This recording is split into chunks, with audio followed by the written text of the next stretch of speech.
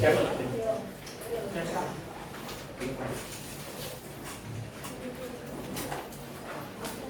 Box itu. Kita aja.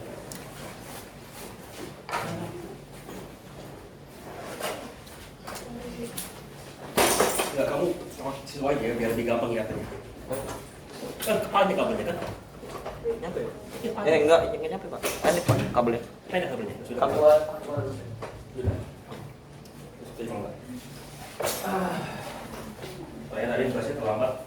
Kamu nggak tahu bahasa terlambat. Ya. Ada yang bagus itu sekali. Atur porsinya.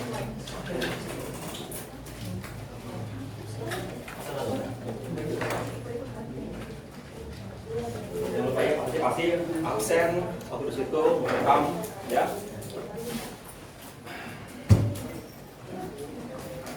Nanti di akhir kuliah aku pengen lihat yang review apa yang kemarin bikin review sama soalnya ya. Dan sebenarnya habis materi habis. Oke, selamat pagi semuanya. RPL, rekayasa perangkat lunak, software engineering nama bahasa Inggrisnya. Ya. Ini adalah core ilmu daripada informatika. Ya. Sebelum aku masuk kuliah pun, ya, salah satu yang dilakukan ketika ospek adalah memperkenalkan core ilmu informatika kami. Jadi kalau ospek diperkenalkan nggak SK kerja apa? Core ilmunya.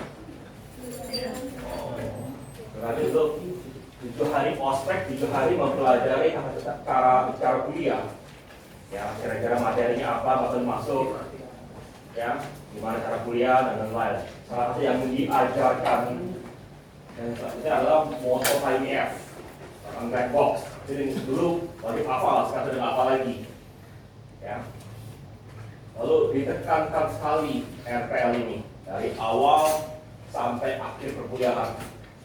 Kenapa kita tahu anak perkuliahan? Karena ini sampai sekarang di informatika bab 3 itu khusus ini. Bab 3. Ya. Bab 3 bab 4 khusus ini di informatika. Ya. Jadi itu buktinya bahwa itu adalah core ilmu informatika. Karena sampai di TA pun semua TA pasti punya ini. Bab 3 dan bab 4 kemudian. Belum lihat SK belum lihat TA dari mana SK. Ya. Jadi ini selalu ada. Kenapa ini penting sekali? Karena salah satu core ilmu kita adalah membangun program. Ya. Nah, membangun program itu kadang-kadang kalian itu sering dianggap bangun program sebagai programmer, hanya orang suruh bangun gitu. Nah itu agak bermasalah. Kenapa agak bermasalah? Karena itu cara berpikir belum software engineer. Cara pikir seperti guru gitu. Kamu disuruh bangun gitu. Dan seperti itu kan kita rancang dulu, baru bangun. Dengan bikin kelompok langsung kalian. Tugas kawan apa kawan suruh cari apa? Lebih ada kekurangan DC Toscan. Itu yang ini kan yang kadang-kadang nggak bisa jawab. Yang tugasnya benernya.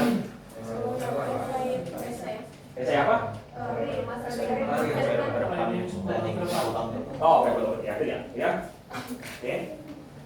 Nah, tugas ini yang akan berkelanjutan sampai akhir perkuliahan adalah kalian tidak bikin kelompok itu, kalian mesti merancang suatu software. Ya, kalau bisa tapi berarti adalah dibangun, dirancang. Oke, gimana langkah awalnya apa? Langkah awal sekali sebelum kita merancang sesuatu. Dia bilang gitu. Ini contoh sederhana aja. Ini kata, aku pengen beli mobil. Ya, kalau kalian aku coba lebih sederhana lagi. Aku pengen beli HP. Apa langkah pertamanya? Kita pikirkan. Apa? Riset dulu. Cari tahu tentang Gimana? mencari tahu tentang apa yang Oke, mulai. Ada harga, ya, ada harga. Mulai. Oke. Handphone, ya. Sekarang pertanyaan begini. Andai kata kamu sekarang sudah punya HP, sekarang mau beli HP baru. Pertanyaan apa? Apa pertanyaan pertamanya? Membanding dalam kemarin. Iya, perlu nggak beli HP baru? Perlu nggak? Ya. Nah, jadi sebenarnya langkah pertama sebelum kalian melakukan sesuatu, soalnya itu perlu nggak? Perlu nggak? Jadi bukan langsung aku mau beli, tapi pertanyaannya adalah perlu nggak? Do I need it? Ya. Nah, di dalam sini itu dinamakan sebagai feasible study. Ya. Nah, kalau kamu lihat di slide sebelumnya, yang sebelumnya itu pertemuan 2 dan 4 itu bicara begitu. Tapi masalahnya itu terlalu kritis berpikir. Ya, itu saking kritisnya itu ditekankan lagi sebagai mata kuliah di MPL sama di KPL. Dan kalian sekarang coba kayaknya perlu tidak, karena feasible study itu kita bicara tentang kira-kira kalau aku bangun uangnya dapat nggak? Perlu nggak dari segi kefungsian segala macam? Lalu dari segi waktu, kalau aku bangun software ini butuh waktu 3 bulan, setelah 3 bulan masih ini nggak, masih diperlukan nggak? Karena juga aku butuh sekarang. Ya, tapi untuk ngebangunnya butuh 3 bulan. Tapi bilang, aku tenggelam, jadi banjir gitu. Aku perlu pelampung. Apa langkah pertamanya? Beli dulu pelampung. Setelah itu sudah banjir. Jadi tujuan tadi bukan beli pelampung, tapi mungkin berusaha berenang ke tepi, ya. Oke. Nah. Coba salah satu tugas pertama itu cari kira-kira soal tadi. Lu coba pikirkan kira-kira dari feasible study-nya, ya. Ada 3 yang penting sekali. Nah, aku nggak akan jelaskan secara detail di RPL ini. Waktu kita nggak. Itu mata kuliah lanjut malah. Ya, kalau di RPL biasa kita bilang bangun software, ini cara merancangnya, jadi gitu. Ya. Feasible study sama yang awal sekali kok ini nggak dipelajari benar karena belum matang gaya berpikir kalian. Ya, yang awal sekali ini feasible study ini yang sebenarnya menjadi dasar dari segala langkah-langkah berikutnya. Ini masalah yang ini. Ya. You got to be very careful if you don't know where you're going because you might not get there. Ya. Jadi kalau kamu nggak tahu mau kemana tujuan kalian, pasti juga nggak akan sampai. Ya. Next, ya. Ya, ada suatu benchmark namanya CMM. Ini nggak akan dapat langsung tapi, ya. Oke. Ini adalah salah satu measure untuk mengetahui perusahaan itu sudah oke belum, sudah berapa tinggi levelnya dalam membangun software. Itu juga masalah di Jakarta KPL, ini nggak terlalu jelaskan. Next, ya. Tapi secara ini adalah level-levelnya. Jadi kalau kita ya bisa ngebangun software itu dari level 1 inisial, level 2 sudah ada ini, level 3, level 4, level 5. Ya, makin tinggi makin ininya, ya, oke, makin tinggi. Jadi dari segi organisasi, yang bagus adalah sampai level sini, sudah bisa semuanya. Tapi masalahnya, itu nggak semudah itu. Ya, next, ya, oke. Untuk sampai tinggi itu apa? Gitu. Kita mesti tahu dulu apa yang akan kita kerjakan. Ya. Jadi kalau kita bangun software, apa yang kita kerjakan? Ya, software development life cycle. Proses software itu jadi itu sering sekali dipikirkan oleh mahasiswa atau juga orang awam itu sampai selesai coding. dipakai orang beres gitu. Salah. Kita lihat ada masalah. Ya. Tapi secara memang itu adalah software framework that describes the activity performed for each stage of software development project. Next. Ya. Ini adalah yang paling sederhana. Jadi pertama kali aku masuk komputer sampai sekarang, langkah pertama adalah selalu mempelajari waterfall. Kenapa? Waterfall ini sudah menjadi standar daripada SDLC. Oke.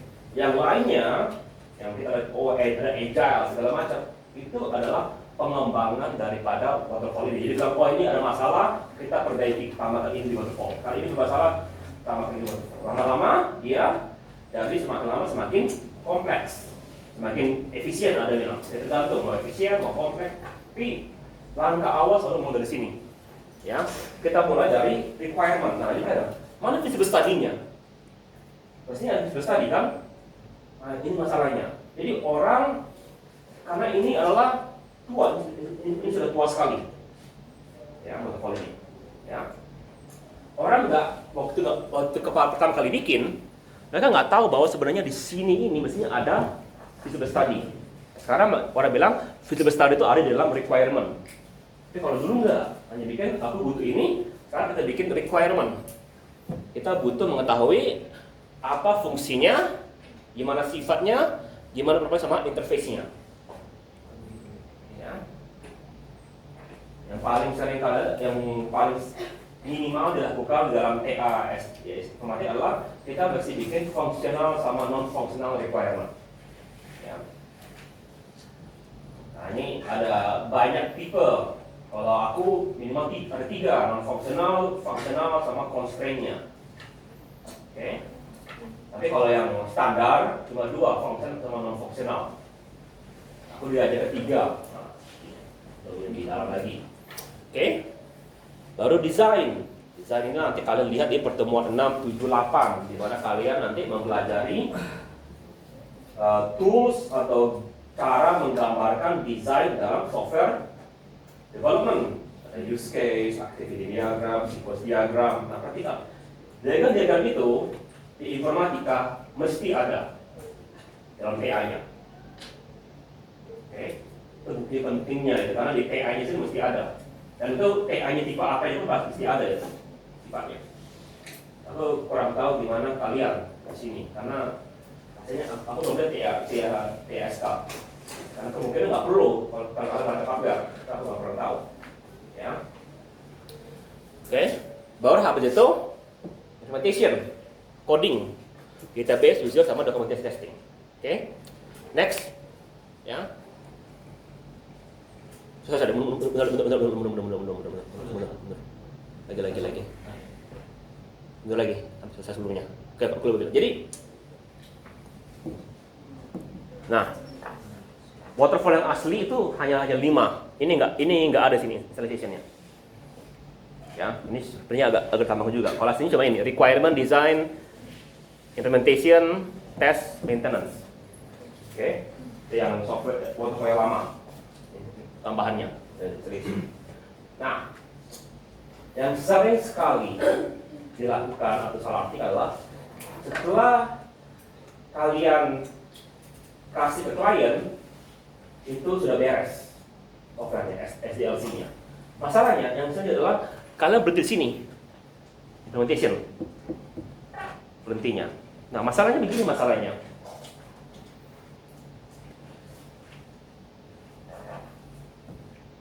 Kan testing mau testingnya. Oh tadi kamu sudah testing, pencet F5 nggak ada error gitu.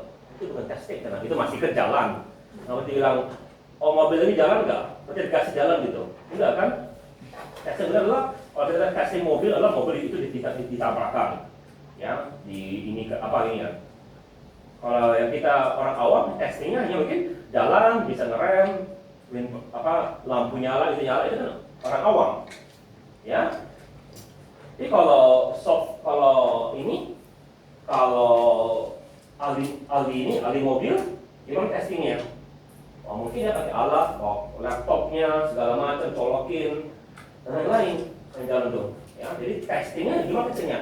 Ya dia tahu cara testingnya, ada dokumennya. Aku mau testing ini, gimana testingnya?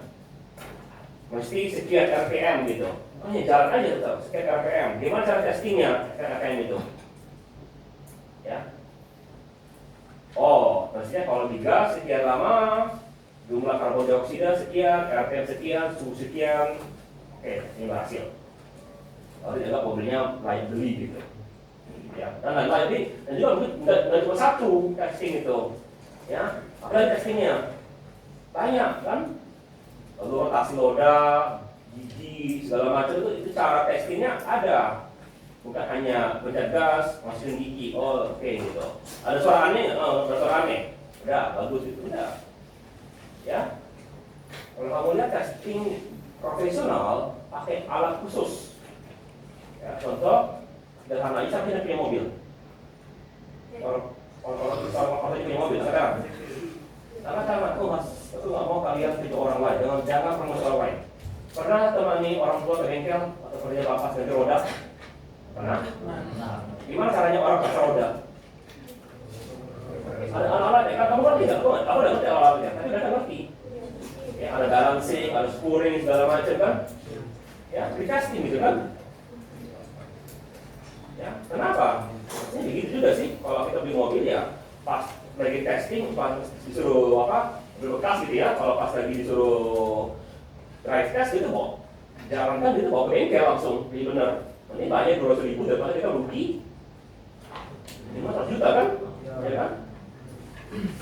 Aku sudah mau beli gini, berapa bawa ke bengkel gitu. Terus testing benar semuanya. Ada masalah nggak gini? Coba gitu, spuring, bahan minimal kan sekitar 1 juta tuh Pak. Testing itu mungkin cuma 300.000, 200.000 gitu kan? Ya, itu gaya berpikir yang profesional, ya kan? Kalau orang awam ya gas gitu jalan aman, bawa sebentar gitu keliling-keliling 1-2 kilo jalan aman gitu kan? Begitu kan?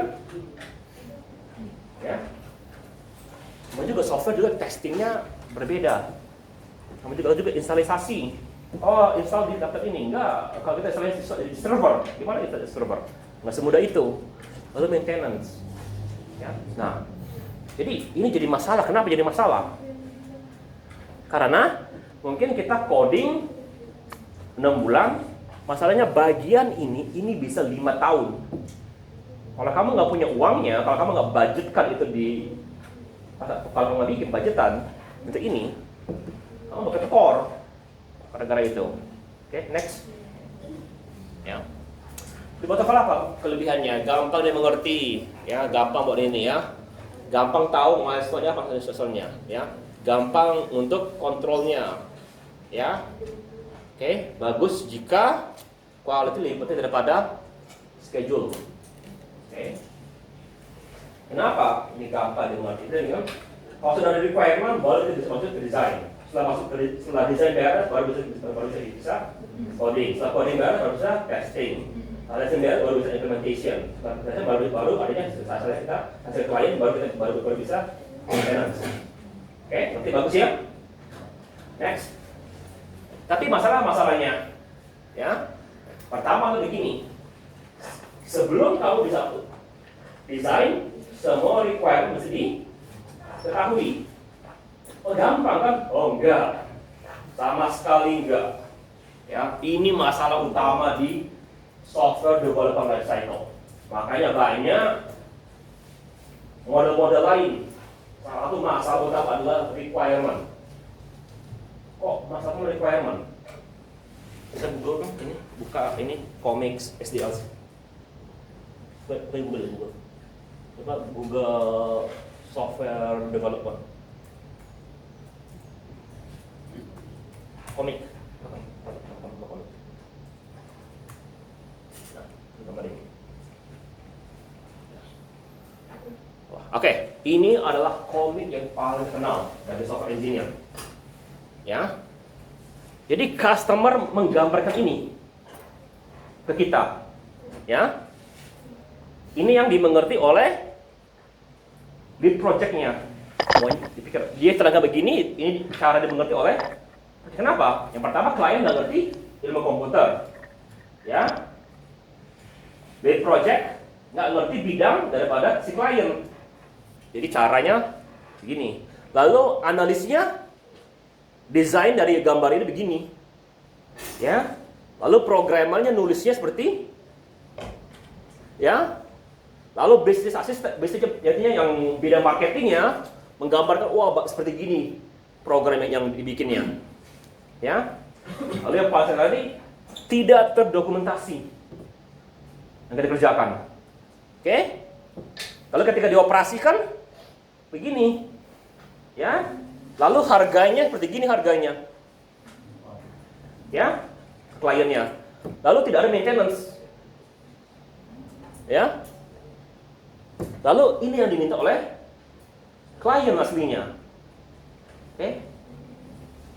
Jadi nggak, selalu terjadi.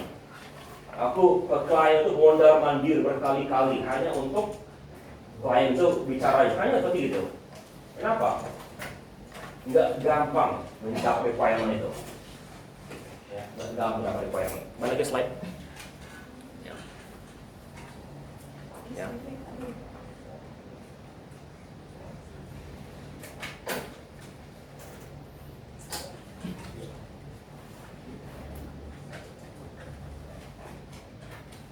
Oke. Apalagi masalah keduanya? Ya, dia inflexible. Jadi begini, kalau udah beres requirement baru bisa masuk ke desain. Artinya apa? Baru masuk ke coding kan? Oke. Andai kata programmer itu bukan yang desain, bukan yang ketemu klien. Ketemu klien sama desain butuh 2 bulan gitu kira-kira andai kata. Programmer ngapain? Sama 2 bulan tuh. Nganggur kan? Ya. Oke, jadi dia inflexible. Ya. Oke. Apalagi masalahnya? Banyak banget masalah waterfall. Tapi buat aku rasa, buat kalian paling bagus adalah waterfall. Buat kalian. Kenapa? Requirement dari kalian, desain dari kalian, ya, testing juga dari kalian, kita semua ya. Jadi siapa? Jadi salah satu masalah di waterfall adalah tidak ada kemampuan untuk klien untuk ikut serta. Karena sudah beres requirement, klien akan ngapain lagi. Oke? Ini bagus sekali, waterfall ini bagus sekali. Kalau requirement-nya bagus, lalu orang yang mendesainnya bagus.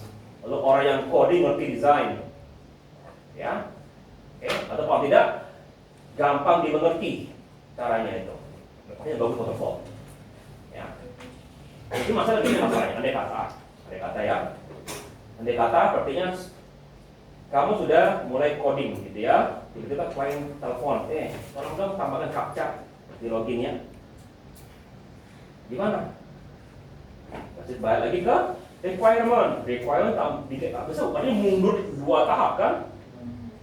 Ya, requirement ini berhenti programmingnya, ya, mundur lagi, 2 bulan lagi baru kode lagi, gitu.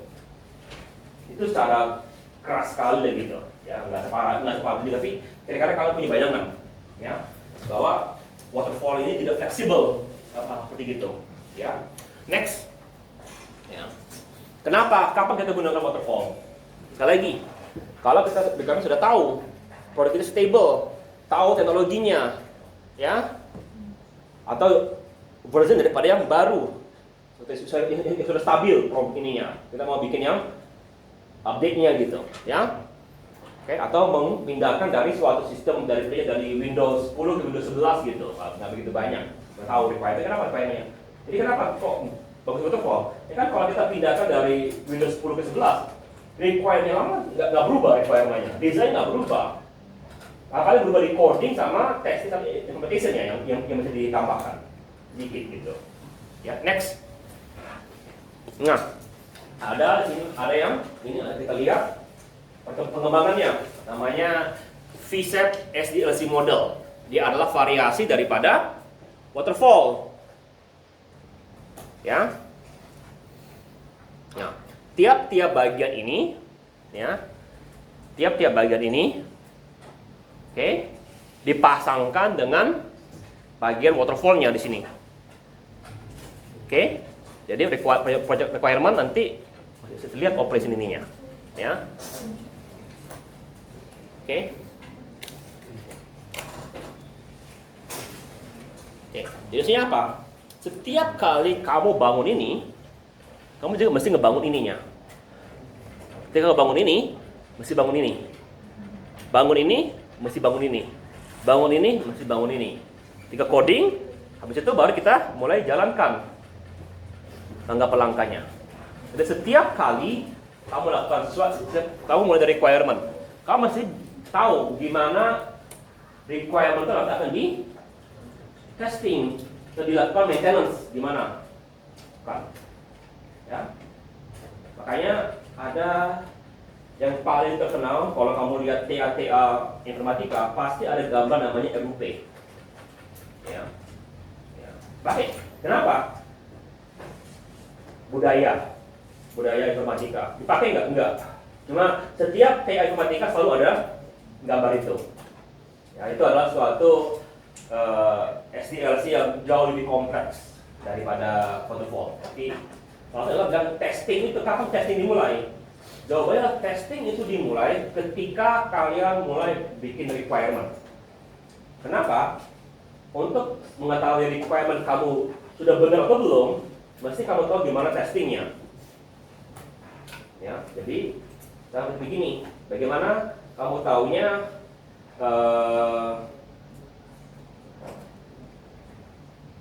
roda itu sudah bagus berputarnya?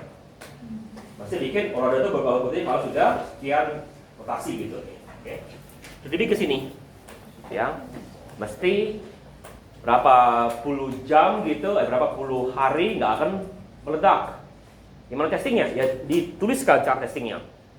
Ya, jadi setiap ini ada cara untuk memvalidasi apa yang sudah kalian bangun. Next, ya, oke. Ya, kalian bisa baca pelan-pelan, tapi secara sederhana, ya, project requirement adalah allocate resource, product requirement adalah complete specification software, architect design, device or software function and design, design develop algorithm for each architect component. Operation for maintenance, provide for enhanced system assignment testing, check test software system environment, testing check the connect, uji testing check coding ini. Jadi ini yang bedanya. Ya, pada saat ini bedanya apa bedanya dari ini? Ini adalah memastikan bahwa yang sudah kalian bangun sudah benar dan bagus. Ya, next. Apa kelebihannya? Dia bagus untuk melakukan verifikasi sama validasi. Setiap requirement kalian itu pas di testing ada bentuknya, ketahuan. Oh, ada contekannya. Oke? Ya. Easy to use juga. Kenapa? Karena pada saya masih variasi daripada waterfall. Hanya dibilang sekarang dokumentasi lebih banyak dokumentasinya. Kalau waterfall kan requirement, udah. Bikin desain, coding, habis itu lakukan testing. Testing gimana testing? Nah itu orang nggak tahu gimana bikin testingnya, karena nggak ada itu dari requirement bikin testing. Jadi pas testing baru mereka bikin testingnya. Oh, testing ini baru kita bikin gitu. Tapi ini enggak kan? Ini testingnya dibikin sudah dari tahap awal. Oke? Nah, tapi lihat kekurangannya. Next, ya. Masih memiliki masalah dengan waterfall. Pertama, dia tidak fleksibel. Kenapa? Kalau mundur, artinya dokumentasi kalian 2 kali lebih banyak kerjanya kan? Kalau mundur, oke. Lalu juga siapa yang kerja? Kalau yang langkah-langkah sebelumnya itu belum beres, ya. Seperti ini ya. Oke. Next. Kapan ini digunakan? Ya, kalau sudah pasti requirement-nya dan kita lagi tidak boleh gagal, atau tingkat gagalnya itu mesti ada feedback ke feedback. Jadi kalau kalian pernah kalau adanya pesawat gitu, ya, pernah ada bus gitu kan, wah lampu kiri itu mati, ya, jalan nggak busnya? Oh jalan aja gitu, nggak masalah. Kalau pesawat gitu, lampu ininya mati. Di mana backupnya tanya gitu? Ya. Jadi ada backup to backup ini ya. Oke. Oke.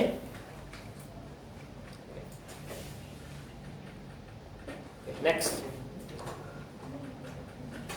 Sudah betul, ada kurang. Jadi apalagi kelemahannya? Ini mahal. Fisik ini mahal. Kenapa? Dokumentasinya banyak. Ya, dokumentasinya banyak. Waktu pengerjaan lebih lama. Tapi apa yang diutamakannya? Hah? Kecepatan. Ya. Kalau kemungkinan gagalnya itu atau bug yang bikin gagal itu tidak boleh ada. Jadi kalau sepertinya mesin oksigen gitu, ya, nggak boleh sampai dia melebihi batas atau mengurangi batas gitu. Testing benar, itu nggak boleh gini ya. Okay. Next. Ya. Nah ini mungkin yang paling bagus buat kalian, ya. Kalau kalian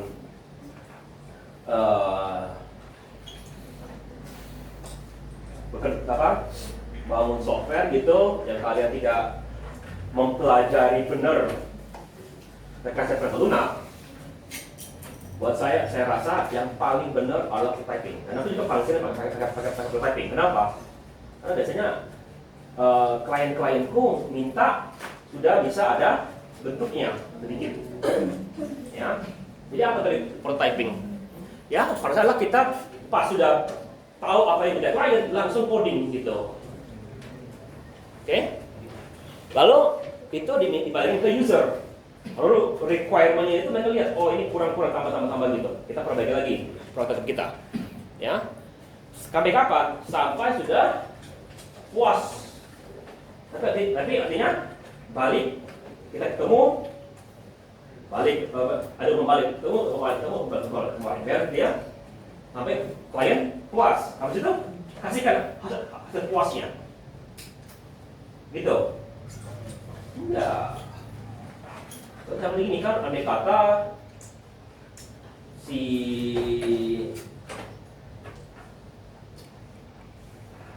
Apple gitu pergi ke Cina, ke pabrik di Cina, ya, kasih ininya, ya, wah, dibalikin lagi gitu kan, udah, tapi masalahnya casingnya masih berbentuk plastik, ya, belum ada apa yang bikin dia cantik itu belum ada. Jadi kita prototyping kan, yang penting jalan dulu kan, cantiknya belum pas dibalikin ke pabrik, belum cantik barang itu. Yang penting jalan, core konsep sudah ada core konsepnya. Nggak akan kita kasih ke klien kan? Jadi saat kita apakan? Kita bongkar lagi, baru kita kasih bikin sesuai standar coding kita. Ya, sekali kalau kamu lihat mobil itu gimana merancang mobil? Pakai apa merancangnya? Pakai besi. Pernah kalian gimana merancang mobil? Pakai apa merancang mobil? Pakai plastik, pakai kayu, ya. Lalu bodinya pakai tangan liat, iya kan? Udah gitu. Oh, ini prototype-nya. Mungkin bisa jalan gitu ya. Tapi itu kan yang dijual ke klien. Enggak, ya. Jadi nggak pernah prototype dikasih klien. Jadi pada dasarnya prototype itu apa prototype? Hanya untuk ini dapat requirement dan dapat desain. Setelah itu beres, karena sudah setengah jadi program kita, ya sudah tinggal kita rapikan berdasarkan requirement-nya itu kita perbaiki requirement-nya, perbaiki desainnya, baru kan di bilang, oke sekarang dia mesti punya interface, mesti loginnya begini cantik gitu kan, ditambahkan dari requirement-nya gitu. Kan awalnya kan kita nggak bisa peduli seperti gitu di ininya. Apalagi mungkin udah bilang warna penting sekali warna. Ya, bayangkan kalau ada McD warna biru gitu. Ya, ada nggak? Hah?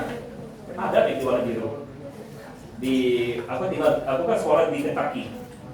Ya, Kentucky itu warnanya biru. Pada kampusnya.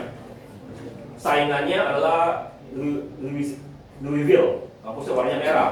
Jadi make di sana nggak boleh merah, mesti biru. Kalau enggak bisa perang gitu gara-gara itu. Ya, seperti kamu sepertinya apa sih yang pernah main sepak bola? Ini yang penggemar Sriwijaya FC ada? Aku pengen tahu aja, karena aku bukan penggemar.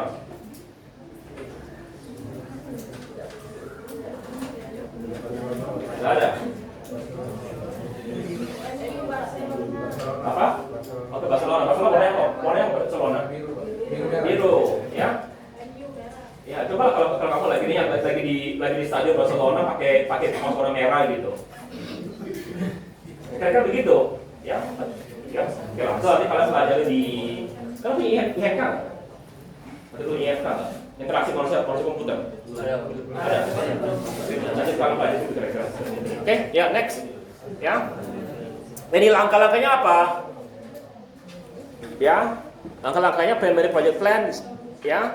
Partially high level models created, the model source is partially requirement specification, model is based on critical attributes. Benar? Hanya basis of critical attribute. Designer builds database functionality. Designer demonstrate prototype, the user evaluate and suggest improvement. Loops continue sampai user puas. Next, ya. Apa kelebihannya? Klien bisa lakukan evaluasi, bisa lihat, ya.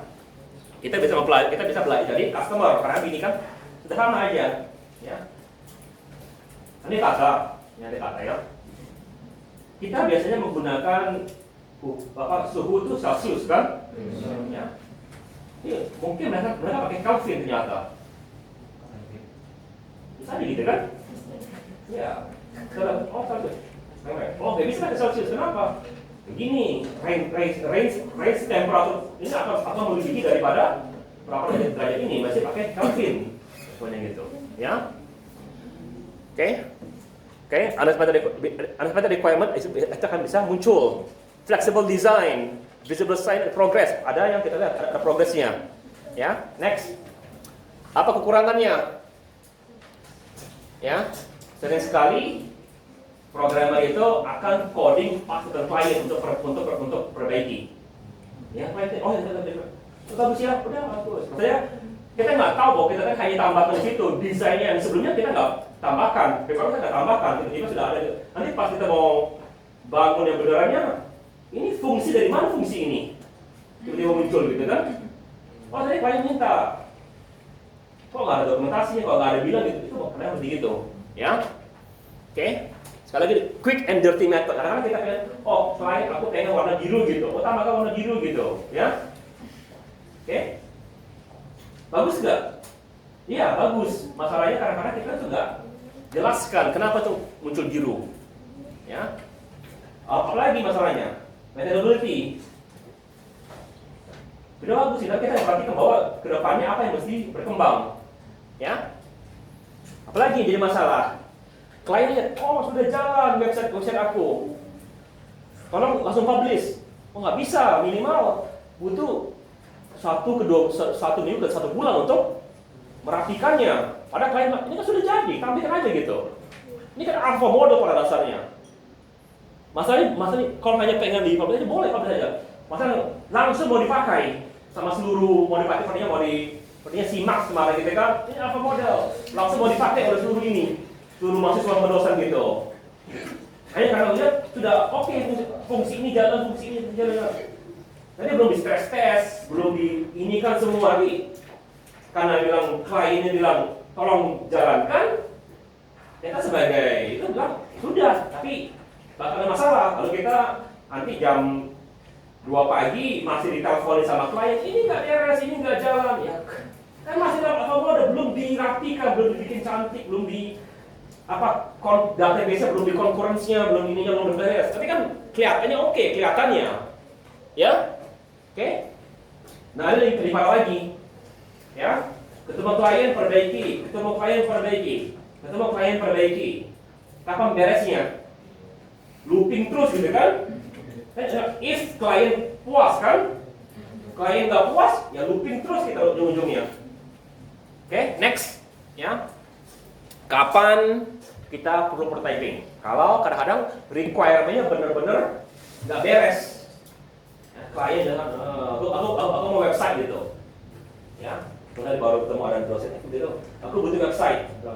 Kau butuh website apa? Belum dijelaskan. Mungkin ya kita mesti bawa website untuk kita. Misalnya apa? Nah, kita enaknya dengan AI gitu yang baru. Aku bilang, AI gitu. Aku butuh website. Muncul website dari AI kan. Lalu kita bilang, AI tolong ininya tolong digeser ke kiri. Misalnya, itu tipe dari prototyping. Ya, dengan enaknya dengan AI gampang sekali kita bangun website sekarang kan. Ya, kalau kita bilang, tolong perbaiki ini, itu enak gitu. Ya, oke.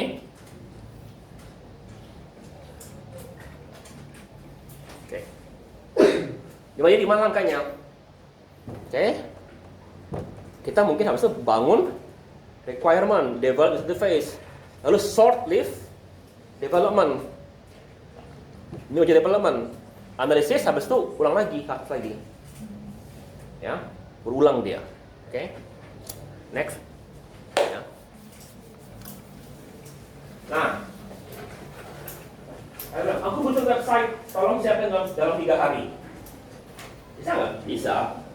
Ya, caranya dokumentasi segala macam kalau berantakan. Sekarang butuh, ya, namanya adalah Rapid Application Model. Ya, oke. Jadi requirement phase, a workshop using structured discussion based problem. Lalu user discussion phase. Ada toolsnya, ada boardnya gitu untuk bilang butuh apa aja gitu. Lalu customer phase, productivity tools such as code generation, as I say, do until done. Lalu cut over phase, installation of system, user, application test, and user training. Okay, next. Ya. Apa kelebihannya? Karena sebagai ini adalah kita cepat, requirement beres. Untuk dapat requirement benar, kita mungkin hanya kasih survei ke klien gitu, butuh apa aja gitu, ya.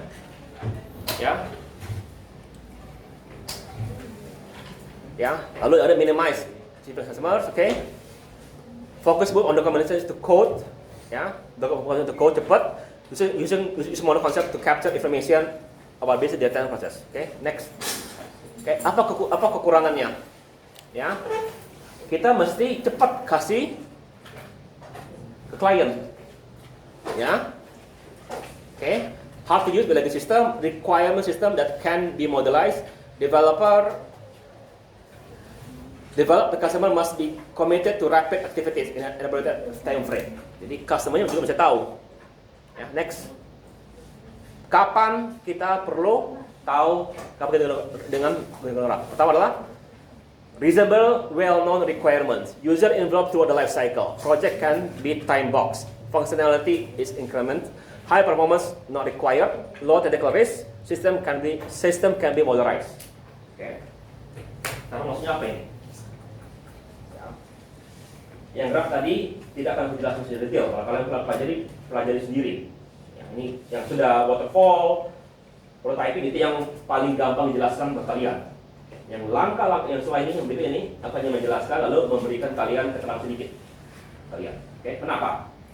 Oke. Kenapa? Karena makin lama makin kompleks dan makin lama ini kita pelajari mendalam di mata kuliah pilihannya malah dipelajari. Kalau di RPA sendiri kita habis ini nggak mendalami lagi ini sebenarnya. Jadi itu tapi ini jadi masalah. Artinya kita coba OP, untuk orang yang oriented, ya. Nah, jadi kapan yang bagus adalah ketika klien kita adalah orang yang ikut serta dalam membangun software ini. Jadi kalau kita tanya sesuatu, tinggal kalian apa itu? Ngerti nggak gitu? Ya, kalian bilang ini oke, ini enggak, ini oke, ini enggak. Cepat. Nggak mesti kita, maksudnya kalau ketemu klien aku mesti sediakan waktu 3 jam lebih, minimal 3 jam untuk ketemu klien. Ada rapat gitu ya, ketemu klien, tunggu depan, klien ada waktu nggak, baru ketemu bicara, oke, balik gitu. Kalau ini nggak kan, gimana? Cepat gitu. Sekarang sih mungkin lebih cepat dengan adanya teknologi yang dimana kita mesti bicara dengan Zoom itu segala macam lebih cepat. Jadi draft mungkin lebih baik untuk hal seperti itu. Tapi masalahnya adalah dia biasanya untuk hal-hal yang tidak terlalu kompleks. Jadi contoh apa sih motorized gini? Jadi contoh, ambil kata aku sudah pernah bangun website untuk XYZ, ya. Lalu ada klien lihat, oh bagus XYZ ini, misalnya, tolong bikin kayak gitu. Sudah. Kamu bedanya apa bedanya? Oh, aku pertama mau warnanya ini ubah, lalu tolong logonya diubah, ini diubah. Jadi ya kalau hanya tipenya interface yang berubah yang dalamnya sama semua, ya gampang aja bikin yang gitu kan, ya kan? Tinggal copy gitu, ubah, kasih gitu kan? Iya, makanya punya lo motorized. Oke juga, tapi aku punya aku ada halaman tambahan untuk bagan struktur organisasi gitu. Oh ya udah tambahkan hyperlink 1 gitu, ya. Itu serah itu, begitu. Oke. Tapi ingat, kalau dia minta teknologi baru, bilang, oh tolong tambahkan chat iBox, oh nggak bisa, pakai RAM. Ya. Walaupun kalau kita punya pun gitu ya, di sebelumnya ada chat iBox, nggak bisa untuk perusahaan yang baru ini karena cara AI-nya mungkin mesti dilatih ulang. Ya, seperti itu. Ya, sederhana aja kan? Kalau dia bilang, selamat siang gitu kan ke iBox, lalu SMP bilang, selamat siang, saya adalah AI dari perusahaan ABC gitu. Kalau kita pindahkan aja, perusahaan XYZ jawab, selamat siang, saya AI dari perusahaan ABC. Kok AI-nya dari perusahaan ABC? Kita di perusahaan XYZ gitu kan? Ya, contohnya kasar sekali gitu. Next, ya, oke.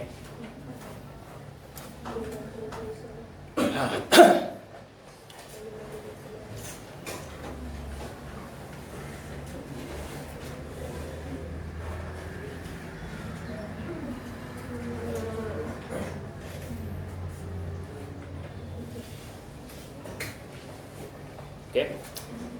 Nah, ada yang tipenya adalah increment.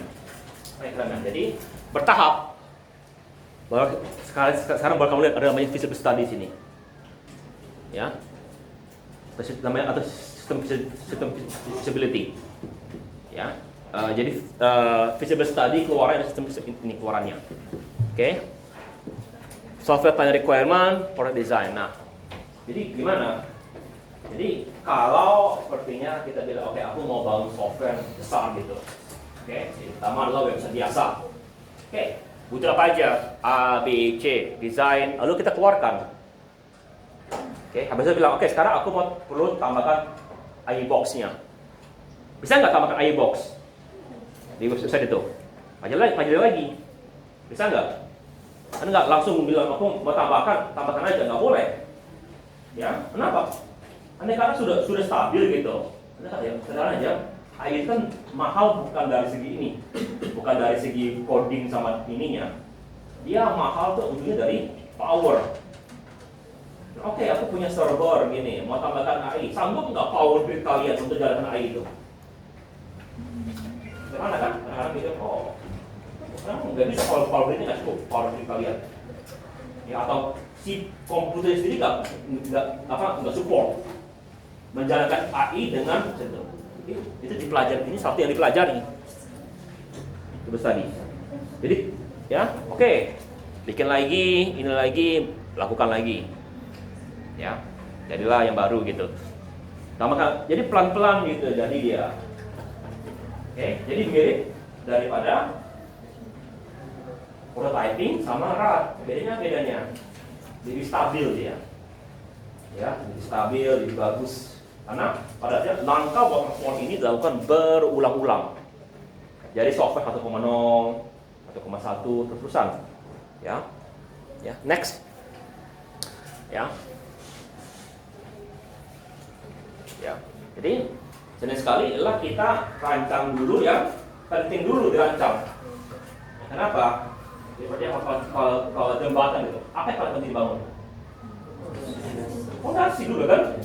Ya. Kalau fondasi nggak ada guna bikin cantik atasnya kan?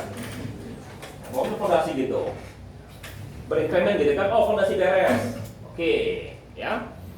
Lalu setelah itu di testing sama klien kan, Ada klien juga lihat fondasi kita, sudah bagus fondasinya. Oke, habis itu, ya, nah tinggal begini, ada breakdown itu bisa dibagi-bagi ketika si ini sudah beres. Jadi kan ada juga kan aku rutinnya. Jadi ketika programmer lagi coding, si ini bilang oke sekarang aku butuh menambahkan fungsional baru, dia mulai tambahkan apa ya. Jadi ada dua tim gitu, kerja barengan, ya. Ya. Lalu apa yang kedua? Kalian tahu nggak kenapa gedung Fasilkom bisa jadi? Ini Palembang gitu. Kalau dia minta uang itu nggak bakal dapat uangnya. Itu kelebihan atau kehebatan dari Pak Zaidan. Di proposal dia bangun lantai 1, proposal berikutnya bangun lantai 2, proposal ketiganya bangun lantai 3. Jadi pelan-pelan di proposal itu. Jadi pas minta unsur nggak langsung minta 1 M, mintanya mungkin 1 juta gitu. Wah masih oke 1 juta. Ya kalau langsung 1 M, unsur nggak mau kasih. Ya kan? Jadi kalau minta pelan-pelan gitu, jadi ada kelihatan bangunannya ya. Nah begitu bisa bangun gedung Fasilkom, kalau nggak dikasih itu kehebatan dari Pak Almarhum Pak Zaidan gitu. Ya. Pak kamu aja. Ya kalau kamu lihat di lantai 7 gitu ada nama besar gitu ya. Ya. Oke, itu yang aku dengar ya. Apakah benar seperti gitu? Kurang tahu juga, tapi itu cara garis besarnya dibilang. Oke. Jadi juga klien juga lihat kan, oh level 1 nggak begitu besar. Jadi nggak mau perkuat. Kalau langsung minta 1 juta gitu enggak kan? Kalau minta 10 juta dulu kan, apa setelah 3 bulan minta lagi 10 juta lagi. Mereka kan lebih mau gitu. Oke, karena mereka lihat kan sudah oke, apalagi mau tambahkan ini. Kan kadang-kadang begitu sales kan. Kalau kalian beli mobil gitu kan, mau seperti gini kan, sudah beli mobil gitu kan, pertanyaan gitu kan, lalu kayak mau karpet nggak kalian? Oh, karpet, apa lagi gitu. Baru kalian bilang lagi, pokoknya setelah kalian bayar gitu, baru dia mulai nambahkan lagi harus gitu pelan-pelan gitu. Jadi nggak langsung blek, wah kalian keluar semua gitu. Ya, oke. Ya, juga kemungkinan klien akan berubah requirement akan berkurang. Kenapa? Karena sudah dia lihat kan, oh itu sudah bagus. Dia sudah bagus nggak akan diubah. Next, ya. Apa kekurangannya? Butuh orang hebat. Ya, butuh orang yang benar-benar ngerti bagaimana lakukan planning. Ketika kan, betul. Aku walaupun mintanya lantai 1, ya, tapi pas bangun lantai 1 tersebut didesainnya itu dirancang untuk 7 lantai. Jadi fondasi yang dibangun untuk lantai 1 itu adalah sebenarnya untuk 7 lantai. Ya, oke. Ya mintanya lantai 1 mintanya, tapi fondasi atau proposal lantai 1 itu adalah 7 lantai di Fasilkom Tower. Jadi kalau enggak kan orang planning gitu kan, bangun 1 tapi fondasi cuma 1. Ketika bangun keduanya hancur bawah kan. Nah, makanya planningnya masih beres sekali bahwa kedepannya begini kedepannya. Planning udah beres, planning ke atapnya benarnya. Oke? Oke.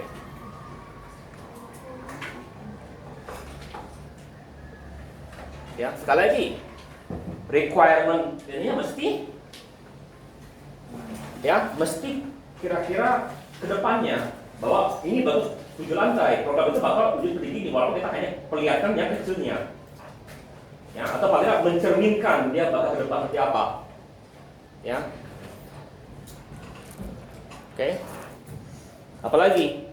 Jadi walaupun sebenarnya kita minta 10 juta, harga proyek itu sebenarnya berapa harganya? Kalau mungkin 2 M harga bangunan itu, atau mungkin 3 M gitu. Ya. Atau malah mungkin lebih mahal daripada langsung kita minta bangunan itu. Ya. Jadi harganya nggak lebih murah dari kalau kita bangun secara langsung. Oke, next. Ya. Kapan kita perlu gunakan increment? Kalau Ada risk. Pendanaan bermasalah. Hanya minta kecil-kecil. Ya. Oke. Apalagi? Requirement-nya mesti tahu bahwa kita tadi kita tahu kita mau bangun gedung 7 lantai. Udah tahu. Ya, bukan mau bangun gedung 1 lantai gitu loh. Tahu juga. Ya. Basic mesti tahu. Ya. Apalagi? Waktunya bakal lama. Dijelaskan dari kenapa? Karena dia bakal ngulang-ngulang. Requirement, development, coding, requirement, development, implement. Jadi gitu terus kan. Kalau yang benar kan bangun gedung itu kan langsung 7 lantai. Kalau nggak bangun 1 lantai dulu, baru tambahkan lagi gitu kan. Jadi lama. Oke, next. Oke. Masih ada pertanyaan nggak? Ya, ini rasanya pertemuan 3 atau 4 pertemuan di RPL biasa pada satu pertemuan kali ini. Ya. Spiral, SDLC. Nah, spiral pada dasarnya mirip dengan yang lainnya, tapi bedanya adalah kita mulai sini, requirement, prototyping, konsep, design, habis itu mulai lagi. Kalau masalah, dia spiral lagi. Ya. Terus gitu dia. Ya. Requirement yang ngulang terus sampai kapan? Sampai beres. Biasanya spiral itu kalau kamu bikin minimal 2 kali putaran. Ya. Next. Ya.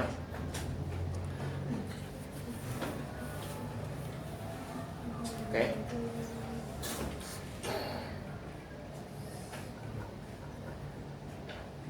Jadi ini kali ini agak tinggi levelnya buat kalian karena kalian sendiri belum bermain dengan waterfall. Ya. Sementara spiral ini pada dasarnya mengulangi waterfall berkali-kali. Dan juga sampai yang seperti ini perhatikan. Sepertinya kalian mau bangun software XYZ, jadi minta kalian bangun software XYZ. Ya. Pertanyaan perlu nggak kau bangun software itu?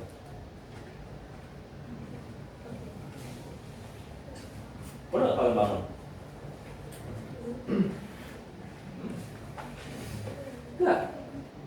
Nggak perlu kalian bangun software itu. Kenapa?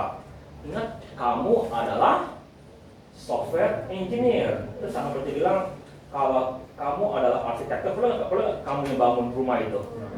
Nggak, biasanya kamu kontrak lagi kamu dikontrakkan klien untuk bangun rumah ini. Oke, kamu ini, habis itu kamu kontrak lagi ke yang lain kan? Ya kan? Mana? Nanti maksudnya itu? Jadi bisa aja kita beli software yang lama, kita kembangkan lagi gitu. Bisa juga kita bilang, kita suruh orang lain bangun ininya. Ya? Oke. Jadi ini ada alternatifnya. Oke. Next. Ya. Ya. Jadi bisa aja maksudnya yang bagian spiral pertama itu adalah yang dikerjakan di tempat lain.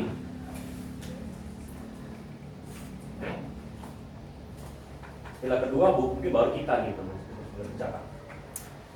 Ya. Next. Oke.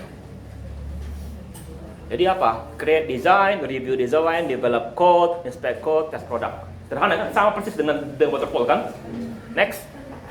Ya. Apalagi? Next phase-nya. Develop project plan, configuration management, develop test plan, and session plan. Oke, bisa mirip. Ya. Oke. Jadi dia pada dasarnya mirip dengan waterfall, tapi dia akan mengulang-ulang. Mirip dengan increment juga. Tapi bedanya apa increment? Kalau increment kan memang sudah jelas. Spiral kadang-kadang nggak jelas spiral itu kadang-kadang. Misalnya gitu. Ya. Ya. Oke, sekali lagi, desain tidak perlu perfect. Kalau yang tadi perlu perfect yang tadi, yang increment. Ya. Oke. Oke, next. Apa kekurangannya? Oke.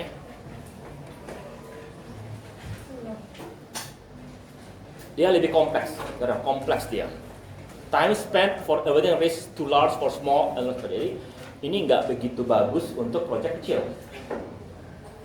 Oke. Oke, apalagi perlu ada namanya risk assessment. Kalau kalian nanti masuk ke JKPL ada namanya risk management. Jadi bagaimana kalau sepertinya programmer kamu hamil gitu. Namanya hamil kan mesti kita cuci kan? Ya. Oh, dia artinya kalau cuci gimana ininya? Sebenarnya terlambat program kalian kan? Kalau terlambat apa akibatnya? Karena klien minta gini kan? Ya.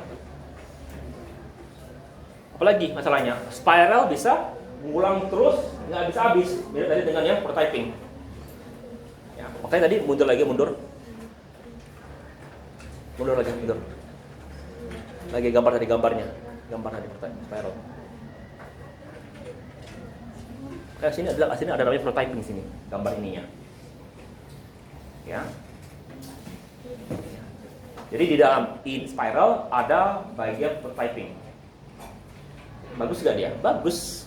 Dia juga punya masalah prototyping kan, prototyping selalu bisa ngulang-ngulang sampai klien puas. Next, tapi dia lebih bagus dari segi dokumentasinya, desain segala macamnya dia tercatat sama dia. Oke, next. Sekali lagi dia mahal. Kenapa mahal? Karena butuh banyak orang. Prototyping kan kamu bisanya sendiri gitu. Ketemu klien, prototyping. Ketemu klien, prototyping gitu kan beres gitu. Maksud lebih cantik sendiri. Ini walaupun bisa sendiri cuma nggak dianjurkan. Mungkin kalau hanya sendiri bagus aja, hanya cukup pakai prototyping. Lalu bikinlah dokumennya bagus. Next. Oke. Terus ini apakah ada pertanyaan? Mungkin tanya. Ya. Kalau bangun software itu kan ada sebelumnya requirement harusnya testing. Kalau di UI UX kan ada SUS, ada yang lain kualitatif, kuantitatif. Kalau di web sama aja atau gimana?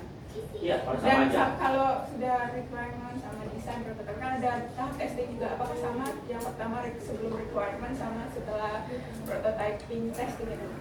Pada dasarnya kalau secara teorinya testing itu selalu ada. Ya, cuma cara testingnya beda-beda.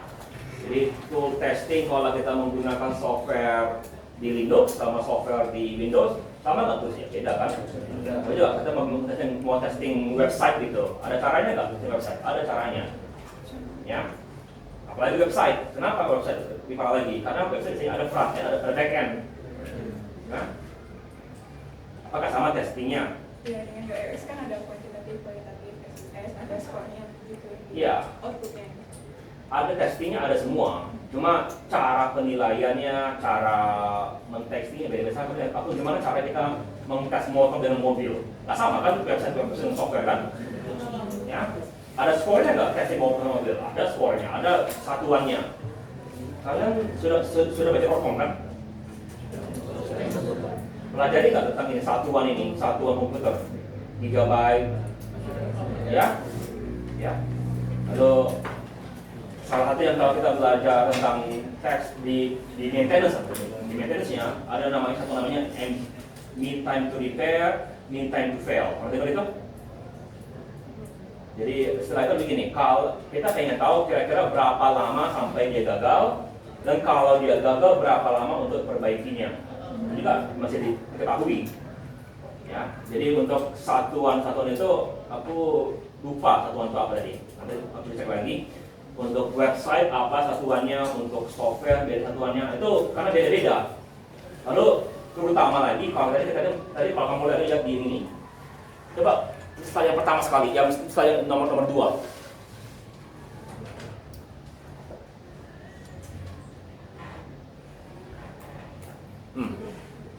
CRM. Next. Nah, level kamu kalau level 1 beda dengan orang level 2. Nah, berarti gimana kalau seorang tukang biasa dengan yang punya bengkel beneran? Ya.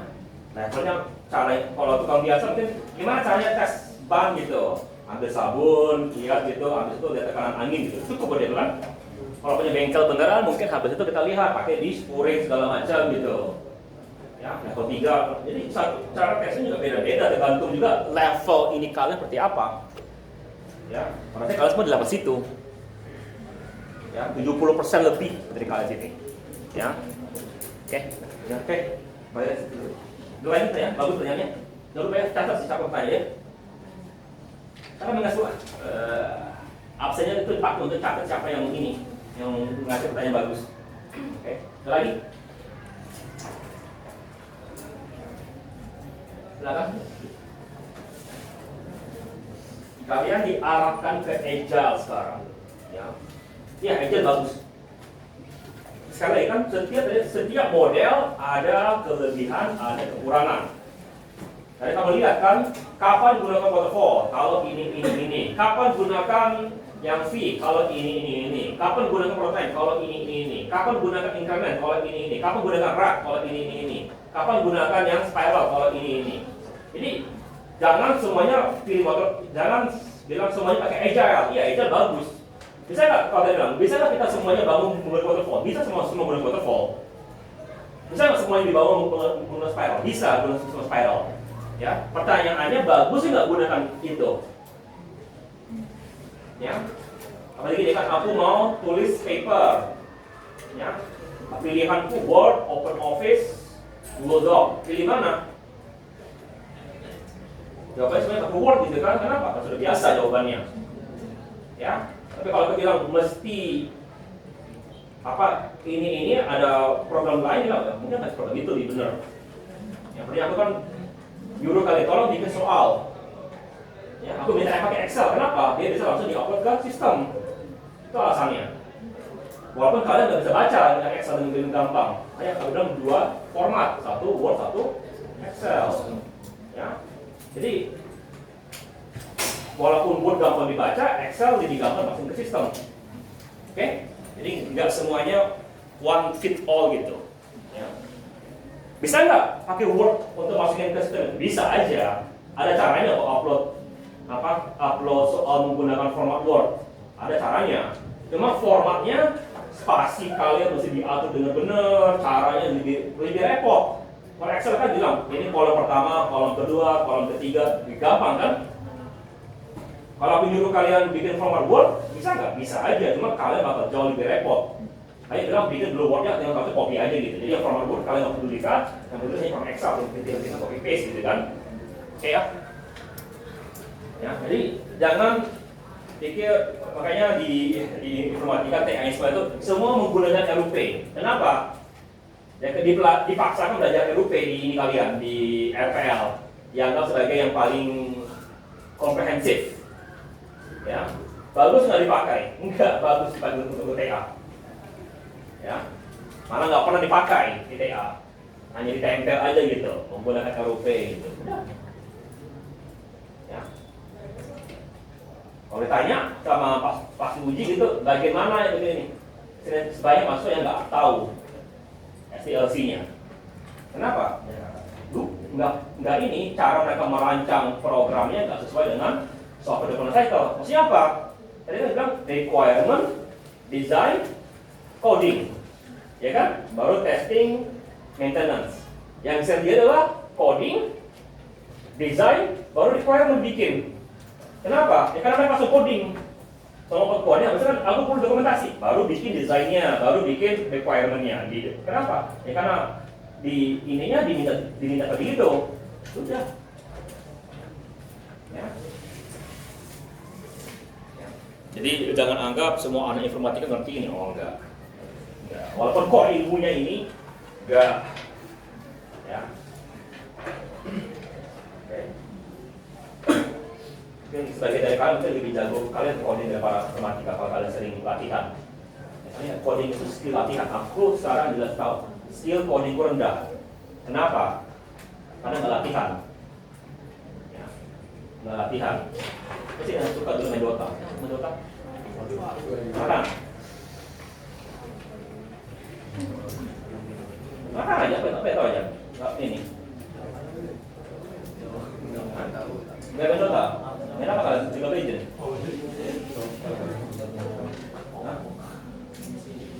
Apa varian apa? Varian itu.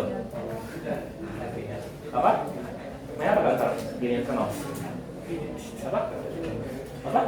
Mobile Legends full screen semua mainnya. Apa yang kalian tahu ya? Ya. Dulu aku main Counter Strike, main gitu masih jago gitu. Sekarang kalau disuruh main lagi pasti dibantai orang. Kenapa? Ya skillku udah jatuh total. Terakhir kali aku main coba-coba gitu kan, waktu itu sempat gratis di CSGO gitu kan, install coba gitu, langsung dibantai orang, langsung di-uninstall gamenya langsung. Dulu kok bisa main, sekarang kok ini kan karena butuh perlu usaha untuk naik skill itu. Waktuku nggak cukup lagi untuk mengikuti itu, jadi berjam-jam gitu kan. Ya. Kalau ini dulu ada ya, tim yang profesional itu berapa lama sekali itu latihan? 8 jam minimal. Ya. Itu yang pro-nya 8 jam kan minimal latihan, hanya main gitu saja. Kenapa mereka bisa jago? Ya karena latihan. Ya, selain skill, latihan. Oke. Ini nanti kita akan pelajari mendalam di pertemuan 2 lagi. 3 lagi, ketemu lagi. Ya. Ya. Speed up, bypass one or more life cycle phase. Jadi dia akan membypass life cycle phase-nya. Jadi kan ada 5 kan? Requirement, design, implementation, testing, maintenance. Kalau ini karena dilompati. Ya, biasanya less formal, reduce scope, used for time critical application, used for organization that employ discipline methods. Next. Ya. Beberapa dan juga bilang itu juga banyak tipenya. Ya, ternyata RAD ini bisa dianggap sebagai agile. Ya. Oke. Ada ASD, ada FDD, ada DSDM, ada Extreme, ada RUP. Biasanya RUP yang sering dibilang di informatika. Tapi ternyata enggak juga. Ya, hanya ada gambar doang RUP itu. Ya. Kita lihat sekarang yang ekstrim dulu. Next. Extreme programming. Kenapa? Karena bagus untuk small to medium sized teams. Develop software with vague on or rapidly changing requirement. Jadi bagus. Kenapa dia? Karena requirement-nya masih kurang atau yang gampang berubah. Ya.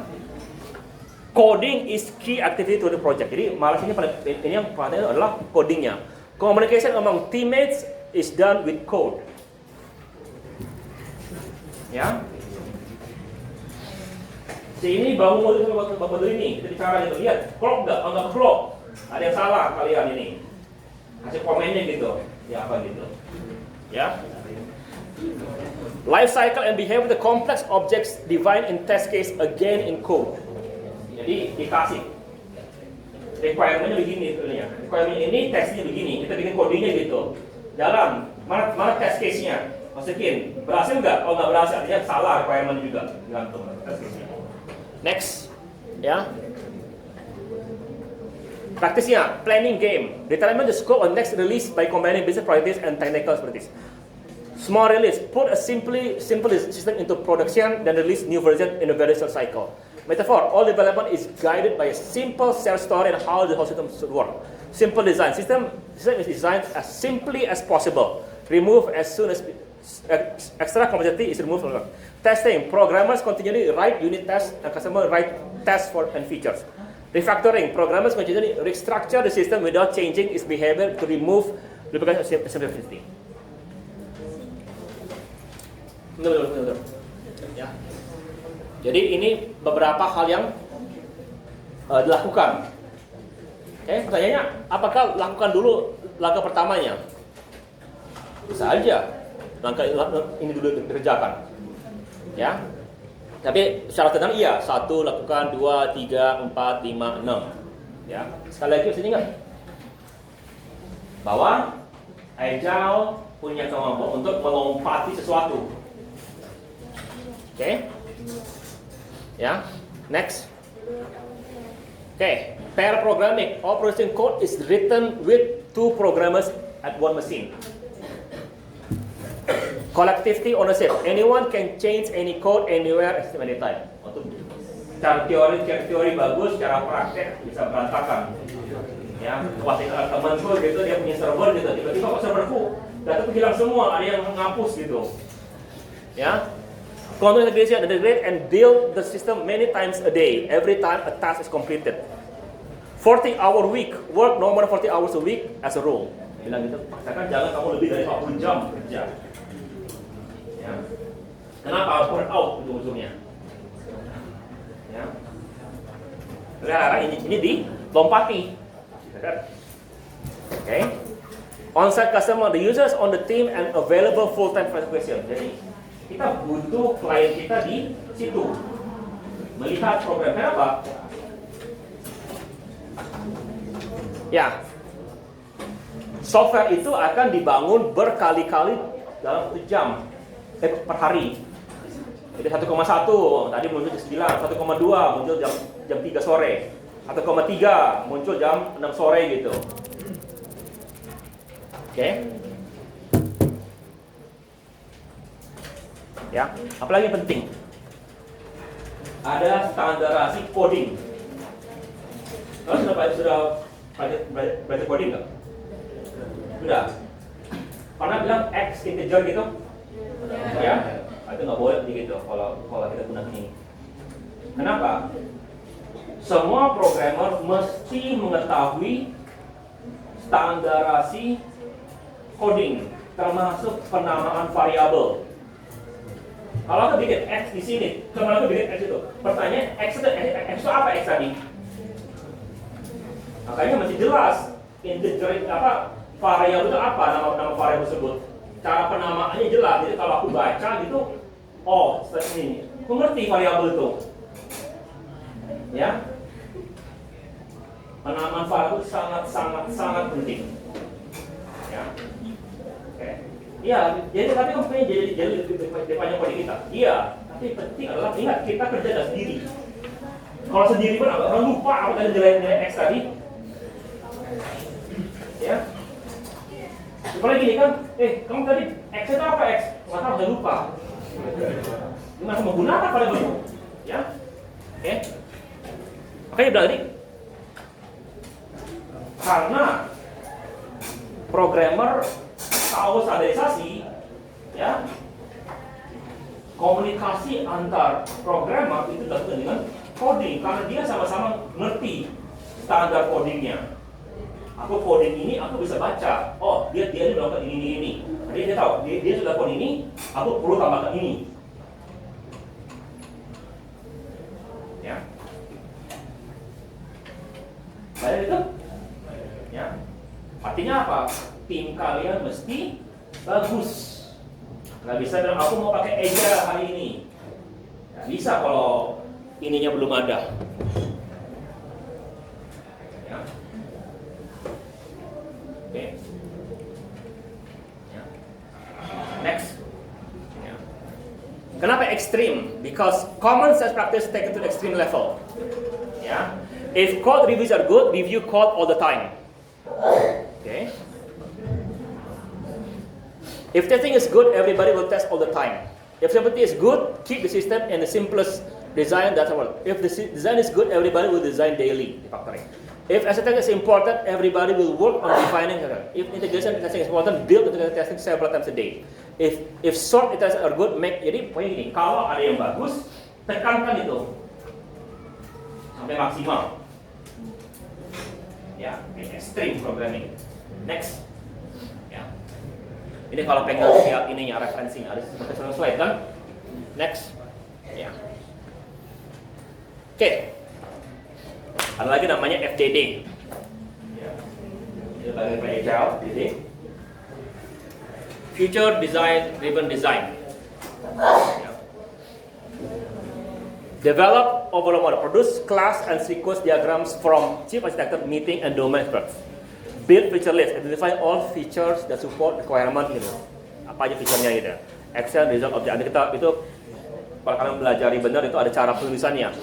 Plan by feature, developer staff plan development feature. Jadi kita mau apa gitu ya? Design feature, a team produce sequence diagrams for design feature. Build feature, lalu terusnya. Okay, next. Ya. Lalu dynamic development method applies a framework for RAG and sort analysis. Pada dasarnya ada namanya 80-20 rule. The majority of requirements can be delivered in a relatively short amount of time. Jadi, oke. Next. Apa prinsipnya? Activity user involved imperative. Ambassador, DSM team empowered to make decisions, focus on the frequent product delivery. Jadi kita lebih sedang iteration and requirement development by converging solution. Requirement initialized agree on high level. All changes made during development are reversible. Testing is integrated throughout the life cycle. Collaborative approach among stakeholders. Oke, next. Oke, nah. Kenapa ini aku sebenarnya aja? Karena gini, kalian belum pernah bangun satu software pun SDLC-nya, belum ada contoh ataupun SDLC. Sementara lihat contoh ini semuanya menggunakan iterasi. Ada versi 1,1, 1,2, 1,3. Kalian yang versi alpha-nya belum pernah bikin. Yang versi 0,2 gitu, ya. Sementara yang ini mengatakan dia akan mulai bangun yang versi-versi mungkin lah 0,1, habis itu 0,2, 0,3, tapi dia mulai ngebangun. Pertanyaannya kamu sendiri belum pernah bangun versi 1,0, ya. Jadi agak susah menjelaskan ini semua ke kalian. Oke, jadi nanti habis ini minggu depan kita masuk yang pelan-pelannya, sudah study, proses. Ini hanya hari ini, dimana aku paksakan kalian makan semua ilmu ini. Ya, karena ini dasar sekali daripada RPL. Karena saya ini adalah RPS kalau kalian ngambil seluruhnya. Ya, oke, next. Ada adaptive LC, commensurate with software engineering best practices, project decision, sekali lagi yang fine. Next. Oke, enggak kontrol ya. Oke, ada lagi yang tailored, jadi dibikin khusus. Ya, modelnya sesuai dengan proyek yang kalian mau bangun. Karena mungkin mesti dibangun secara khusus model tersebut. Ini waterflow nggak cukup, ini nggak cukup, ini cukup. Jadi awalnya begitu awalnya kan. Aku mau bikin software, tapi perlu banyak requirement yang berubah-ubah. Ada waterfall, bangunnya XP gitu, terus agile, jadi khusus dia ininya. Karena sudah dibangun orang bisa tiru, ya kan, dipublish gitu, bagus, agile gitu. Orang bilang bagus, sampai situ sekarang agile sekarang ada lagi, agile sudah bagus, tapi kita mau kasih sedikit tambahan gitu, tambahkan ini, kita bilang tambahkan lagi agile berdasarkan unsri gitu, itu dah. Ya. Oke. Next. Ya, next. Oke. Ini adalah bagian terakhir daripada kalau kita belajar RPL. Ya. Kita belajar quality. Oke. The degree in which the software satisfies stated and implied requirements. Jadi apa dianggap suatu software yang berkualitas? Software yang tidak crash, software yang sesuai dengan user, software yang performansinya dan sering sekali yang terjadi adalah hanya satu yang dipakai, yang ini atau yang ini. Ya, maksudnya apa? Ya, software itu bagus, kenapa nggak crash dia? Ya. Karena itu softwareku softwareku disukai klien, dipakai terus gitu ya. Ini masalahnya lambat, informasinya turun. Ya, kenapa? Aku sudah ngalamin itu, database meledak. Ya, kalau di awal-awal cepat searchingnya, ya, data mulai bertimbun, wah lambat sekali. Kenapa? Ya karena aku nggak. Saya bilang tolonglah pakai komputer yang benar, Anda pakai komputer Intel i3 gitu server kalian. Nggak maunya server situ.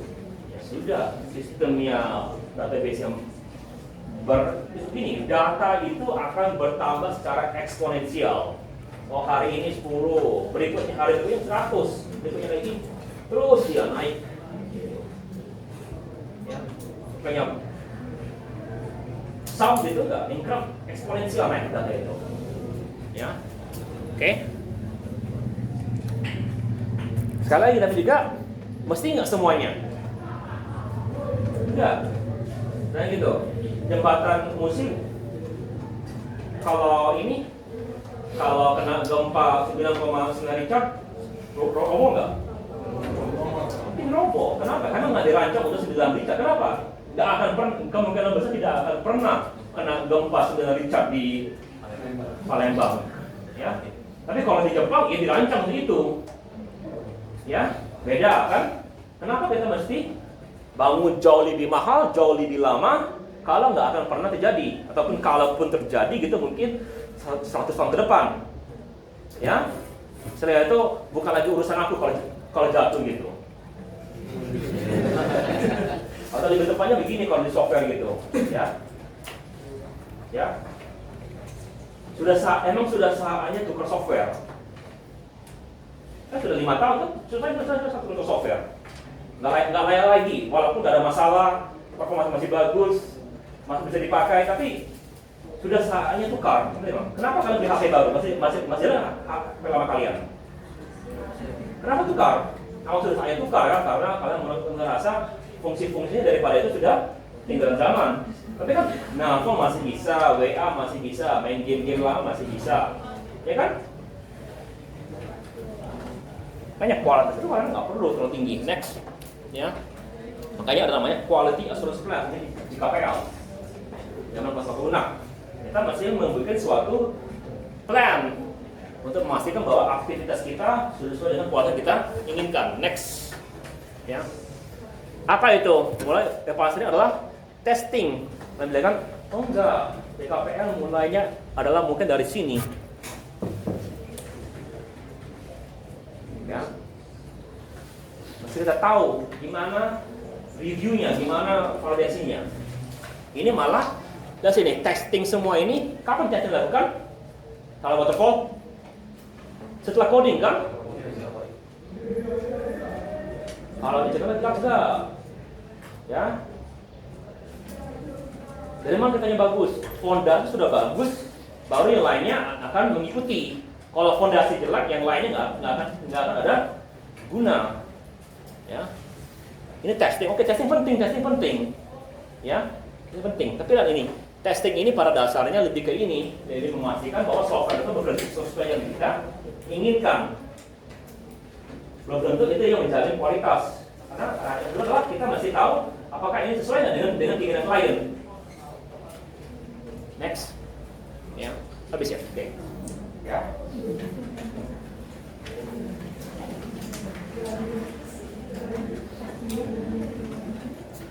Anggaplah ini sebagai RPS, seluruh RPS daripada RPL.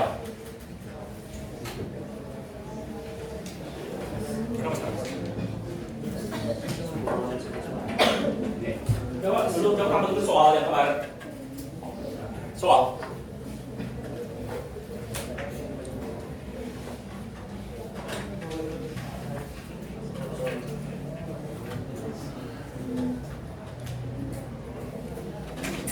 Yang intinya reviewnya kalau bisa tolong ditempel di sini dong di bagian absen. Kalian tadi WA. Ya. Yang dulu bukan dulu yang ininya, yang doc-nya dulu. Kenal dulu doc-nya.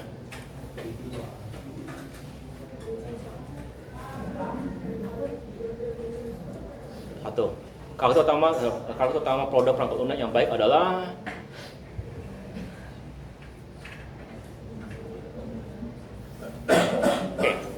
ini oke. Mana referensinya? Tulis nggak boleh slide ya, buku halaman berapa, jadi tuliskan kutipannya, halaman ini paragraf sekian, kutipannya dari paragraf itu biasa bahasa Inggris kan, itu dari bahasa Inggris, maka jawabannya ini. Ya, iya dari buku. Apa menurut kalian buka buku? Ya, slide itu satu buku ya tadi itu kalau ini ya, tadi itu, ya, nggak cukup. Ya. Oke, ngerti ya, perbaiki itu. Terus sekarang buka Excel-nya.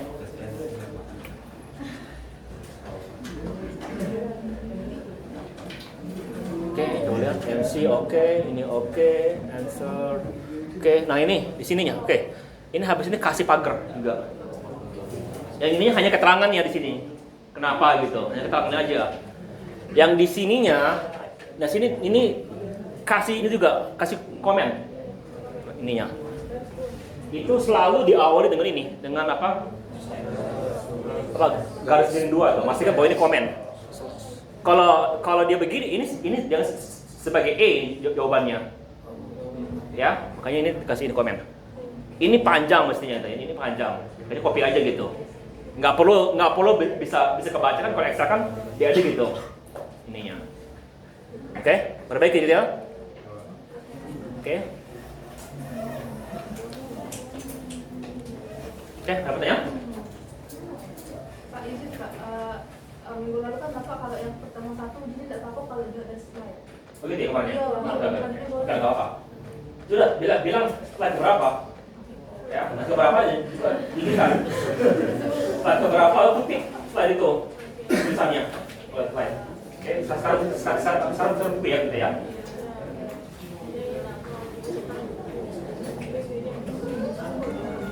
Ada pertanyaan lain? Coba lihat review kemarin, kita lihat reviewnya. Bukan yang tugas review.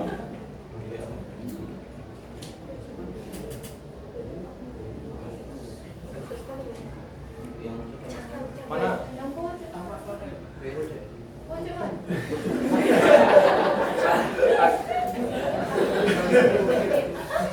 Yang rencana itu atau Bukan. Yang kalau kemana? Aku minta ini kan ringkasan materi hari ini kan? Oh.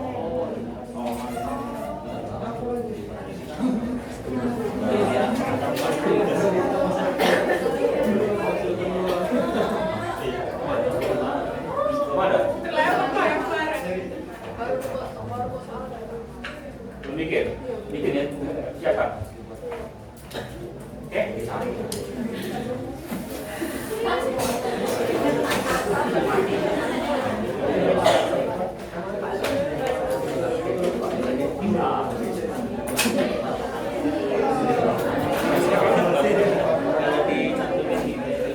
Pokoknya di akhir semester ada catatan siapa yang bertanya hari ini gitu. Yang pertemuan. jadi kalau bisa sampai di berapa?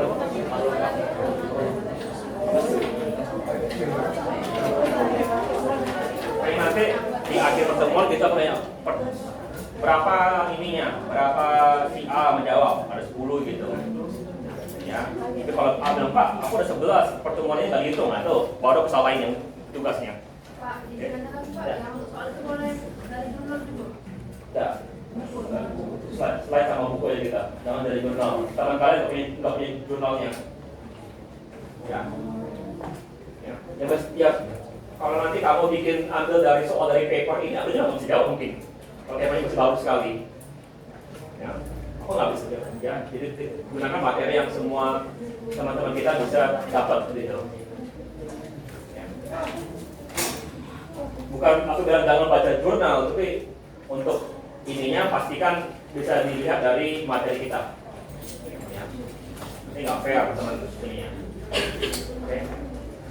Kalau kalian mau baca jurnal silahkan, nggak masalah. Ada lain? Ada tarik dengan ini RPL ini?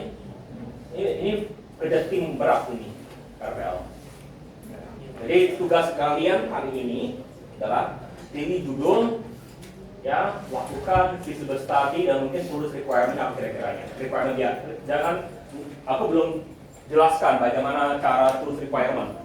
Jadi itu ya, feasible study-nya apa kira-kira apa yang dibutuhkan gitu kira-kira. Ya.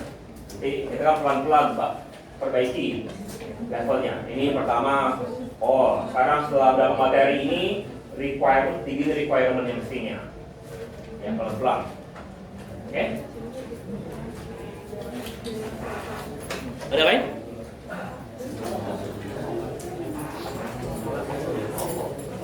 Ya kelompok. Banyak kan kelompok ya. Berapa? Tiga orang kan? Udah. Salah. Ya. Kalau gitu jangan ada 2 orang ya. Ya, jangan ada 2 orang.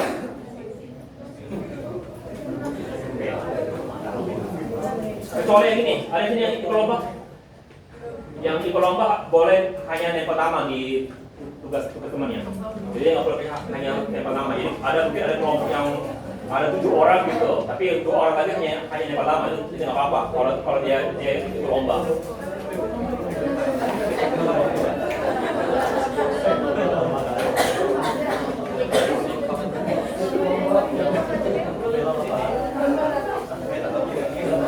Oke, kalau nggak ada, ya.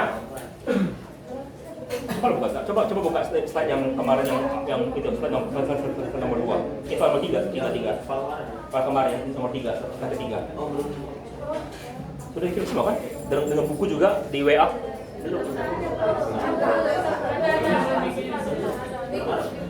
Kan aku suruh kelas yang itu suruh kirim ke kalian, kelas yang ini, yang B.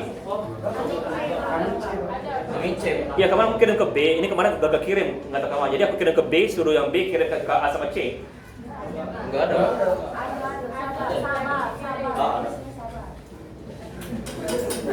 Ada. Ada. Bukan yang kan ini. Kan aku kan kirimkan buku sama ini, buku sama slide 6 biji, 6 slide sama 1 buku. Belum terima kalian?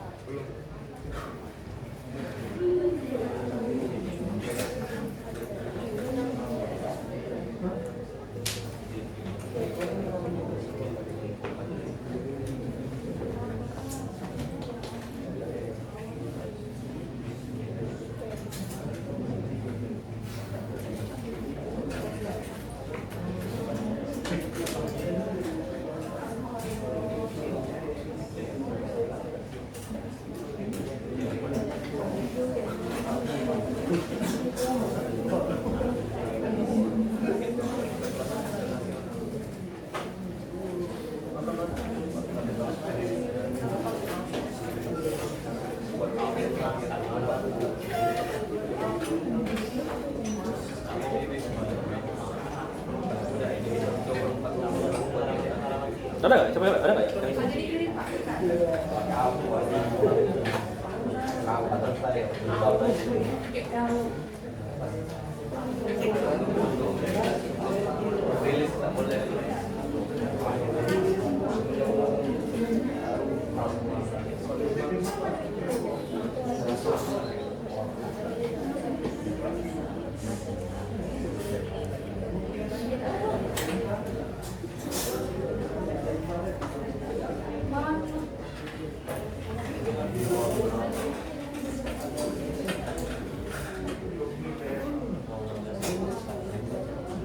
Kan C ya? Iya.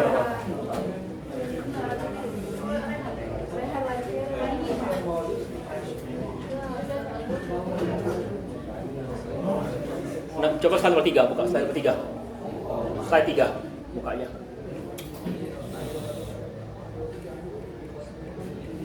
Oke. Jadi kalau kalian penasaran gitu, ya, ini slide nomor 3. Next, ya. Oke, jadi yang dari slide pertama. Ya. Next, ya. Oke. Jadi feasible study leads to decision go ahead or go ahead, think again. Jadi pikirkan. Ya, in production feasible study often leads to budget request. In research feasible study often request proposal. Next. Ya, next, ya. Jadi ini beberapa yang bisa kalian lakukan ini. Tugas-tugasnya. Ya, apa batasannya? Nah, oke. Next, ya.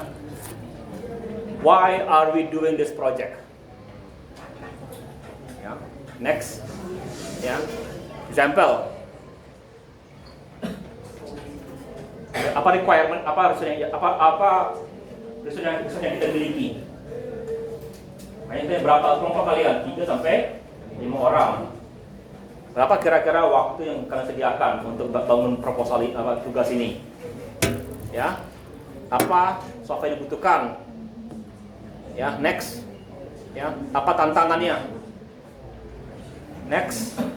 Ya, apa yang bisa dilakukan agar bisa memperkecil risk yang kita akan dapatkan? Kan ini kan bangun jembatan, ada kemungkinan di roboh, ada kemungkinan bagaimana caranya untuk mengurangi itu tersebut. Next, ya, mesti ada dokumen, ya, a well presented document.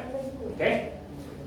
Nah, karena tugas ini adalah tugas kelompok, ya, tugas kelompok, aku maunya terlihat sebagai kelompok, artinya ada dokumen. Dan juga terbukti bahwa kalian kerja kelompok, artinya apa? Aku mau itu direkam kalian kerja itu, ya. Aku sebutkan kan bahwa semua yang kalian kerjakan yang tugas besar itu mesti terekam kan. Ini pada saat sudah mulai kalian kerjakan tugas besar kalian, kita bikin ada implementasinya, jadi bukan langsung di semester di pertemuan 14 atau ada satu dokumen, enggak, ya. Jadi kayaknya dibilang tugas besar itu kira-kira waktu yang kalian sediakan untuk mata kuliah ini untuk mengerjakan tugas ini berapa banyak per minggu, berapa jam per minggu kalian. Jadi aku mulai dari kertas kosong terus di study ini lalu juga kalian mesti bikin juga selain tugas tadi juga ada dokumen kontribusi bahwa si ini tadi nanya ini. Jadi ada satu kata berarti yang benar-benar menuliskan itu. Ya, makanya 3 sampai 5 orang bukan yang 5 orang diem aja. Kalau yang itu setiap orang mesti ada kontribusi setiap kali pertemuan. Oke? Berarti ya. Ini memaksakan kalian kerja kelompok karena nggak semua ini belajar kerja kelompok. Karena kan kerja kelompok cuma satu yang kerja gitu kan? Ya. Terekam ke dokumentasi selain di kertas juga terekam live stream terekam di YouTube, nanti lempar ke YouTube, ada buktinya semuanya. Ya. Cara kalian gimana kalian mau rekam, pokoknya ada bukti bahwa mulai dari kosong. Oke? Oh, kalian gunakan Google Colab, Google itu, Google Meet, baru kalian dokumennya kalian sama-sama ketik, serah kalian. Oke? Serah kalian seperti itu. Baik. Ya. Jadi tugas besar kalian increment. Ya, tugas ini, tugas berikutnya, sebenarnya lama-lama sebelum UTS sudah jadi. Misalkan, tinggal rapikan aja. Oke? Ada pertanyaan? Oke, kalau nggak ada, tolong soalnya diperbaiki. Kalau bisa sebelum akhir minggu sudah dikirim apa lagi soalnya. Ya, oke. Kalau nggak ada, siap-siap. Nanti e-learning mungkin akan buka mulai minggu depan. Kuis sudah muncul. Ya, mungkin kalian mesti kuis 2 kali sekaligus untuk mengernya. Oke. Sudah kalau nggak ada, kalian boleh keluarkan apa yang mesti ada. Masih buat Masih ya. Bawa ke kelas ini. Balik ke